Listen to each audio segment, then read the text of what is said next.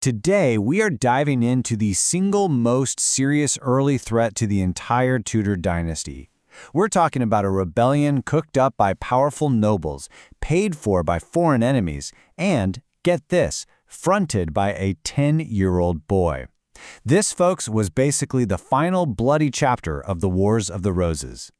So could a 10-year-old boy actually topple a king? Well, in 1487, just 2 years after Henry Tudor had snatched the crown, that was a very real question. This is the incredible story of a boy named Lambert Simnel, who became the face of a massive, well-funded plot to kick Henry VII right off the throne. But let's be clear, this was no schoolyard fantasy. The rebellion these Yorkist nobles started led to an all-out battle for the future of England. It was a final, desperate gamble by the House of York to take back everything they had lost. So, who was this mysterious boy king? This kid who was actually crowned Edward VI over in Dublin? Was he some long-lost prince with a secret claim? Or was he just a pawn in a much, much bigger game? Well, let's pull back the curtain and meet the real masterminds. Lambert Simnel was a classic figurehead. The textbook definition. He was just a boy from Oxford, a place known for being a Yorkist stronghold, who was taken by a priest named Richard Simmons and coached day in and day out on how to act, talk, and think like a true royal. And the claim they gave him? Oh, it was potent. They claimed he was Edward, the Earl of Warwick. Now, the real Earl of Warwick was the nephew of two Yorkist kings, Edward IV and Richard III. His dynastic right to the throne was frankly a lot stronger than Henry Tudor's. Okay, so if the kid was a fake, who was really pulling the strings?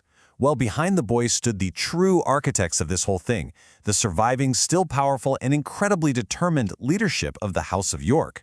They saw this boy as their golden ticket back to power. And here they are. You had the Earl of Lincoln, who was actually Richard III's nephew and chosen heir, and Lord Lovell, a hardcore Yorkist commander. Now, Lincoln knew perfectly well that Simnel was a fraud, but he didn't care. A pretender with a hint of royal legitimacy was the perfect public symbol. While the boy played king, Lincoln and Lovell were busy raising a real army. But this all begs a pretty big question. How could a new king, someone who had just won a massive, decisive victory at the Battle of Bosworth, be so vulnerable to a plot like this? Well, the answer lies in the very shaky foundations of his throne. Just look at how fast this all happened. This timeline shows you just how unstable Henry's new regime really was. The ink on his coronation charter was barely dry before this massive challenge was already knocking at his door. And this, right here, this gets to the absolute heart of the problem. Henry's claim to the throne was, well, it was weak. It came through an illegitimate family line. To the Yorkist loyalists, he wasn't their king. He was a usurper, and that perception left him wide open to challenges from pretty much anyone with a more direct connection to the old royal bloodline. So what did the Yorkist leaders do? They exploited that weakness, big time. They went out and gathered serious foreign support. They weren't just stirring up a little trouble, they were planning a full-on invasion of England. First, they hired 2,000 professional, battle-hardened mercenaries. And these weren't just some local guys with pitchforks. These were Landsknechts, elite German and Swiss soldiers who were feared all across Europe. They were a modern, disciplined, and incredibly dangerous fighting force.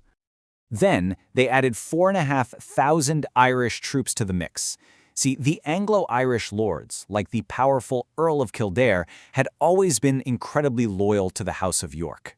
It's no coincidence that Simnel was crowned King Edward VI in Dublin.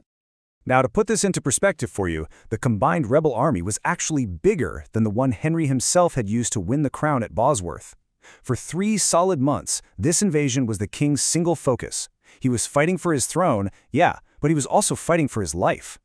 Henry, though, was one heck of a political operator. He launched a brilliant counterattack, not on the battlefield, but in the War of Information.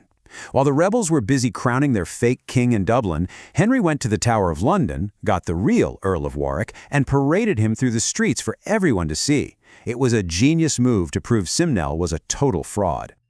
But, propaganda can't stop an army that's already on the move. The Yorkist invasion force was committed.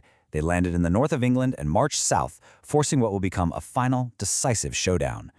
At the Battle of Stokefield, Henry's royal forces clashed with the invaders, and the fighting was absolutely brutal. Those German mercenaries especially fought with a grim determination.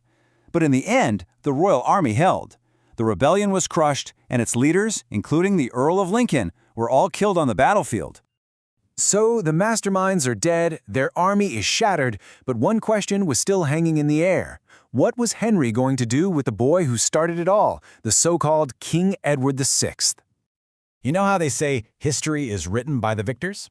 Well, the official Tudor story, written years later, tried to paint this whole thing as some absurd, silly plot that was doomed from the start.